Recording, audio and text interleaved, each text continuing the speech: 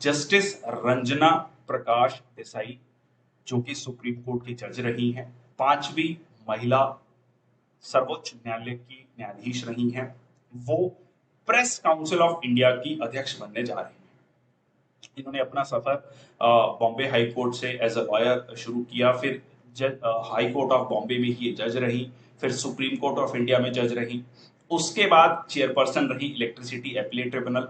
अच्छा, जस्टिस रंजना प्रकाश देसाई जी के बारे में हमने कुछ दिन पहले भी पढ़ा था, प्लीज एक बार कमेंट सेक्शन बॉक्स में जल्दी से लिख दीजिए कब पढ़ा है हमने। हाँ जी, डीलिमिटेशन कमीशन ऑफ इंडिया, अभी रिसेंटली J&K का डीलिमिटेशन कमीशन बैठा था, headed by justice Ranjana Prakash Desai. इससे पहले इलेक्ट्रिसिटी अपीलेट ट्राइब्यूनल की चेयरपर्सन रही हैं, chairperson of advance ruling authority income tax. उसके बाद जो लोकपाल की अपॉइंटमेंट कमेटी होती है, 8 सदस्यीय जो कमेटी है, उसकी चेयरपर्सन रही हैं लोकपाल को चुनने के लिए।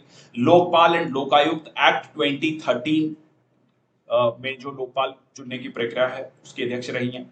उसके बाद अभी उत्तराखंड सरकार ने कहा कि यूनिफॉर्म सिविल कोड की को लागू किया जाएगा, तो उस कमेटी की भी हेड रही है। तो ये जो है जस्टिस रंजना प्रकाश देसाई जी का एक कह सकते हैं बायोडाटा है। उसके बाद जो है प्रेस काउंसिल ऑफ इंडिया क्या है, भारतीय प्रेस परिषद क्या है, ये एक स्टैट्यूटरी एडजुडिकेटिंग ऑर्गेनाइजेशन है, 1966 में बनी थी।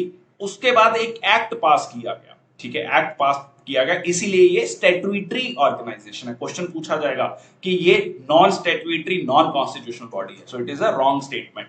तो ये जो काउंसिल है, इसमें एक चेयरमैन होते हैं, या चेयरपर्सन कहना चाहिए, chairman should be the wrong word. Traditionally जो कि एक रिटायर्ड सुप्रीम कोर्ट जज होते हैं, और 28 एडिशनल मेंबर्स होते हैं। 20 मेंबर्स जनरली मीडिया से ही आते हैं, अलग अलग मीडिया हाउस नॉमिनेट करते हैं उसको।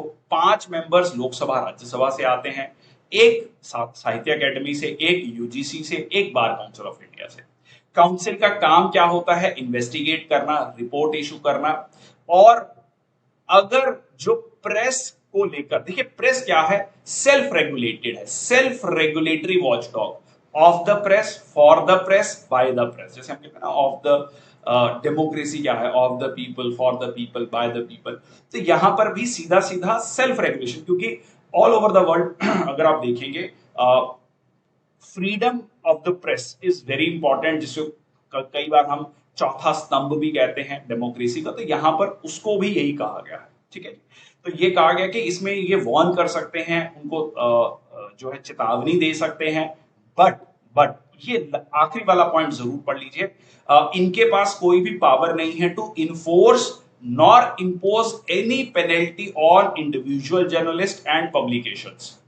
तो यहां पर एक पॉइंट आता है, बट कहीं ना कहीं अगर आप कहेंगे कि प्रेस काउंसिल ऑफ इंडिया अगर किसी न्यूज़पेपर या किसी भी पब्लिकेशन हाउस पर कोई एक्शन लेता है, तो वो आप कह सकते हैं कि पब्लिक में जो एक को मैसेज आएगा वो बहुत क्लियर है।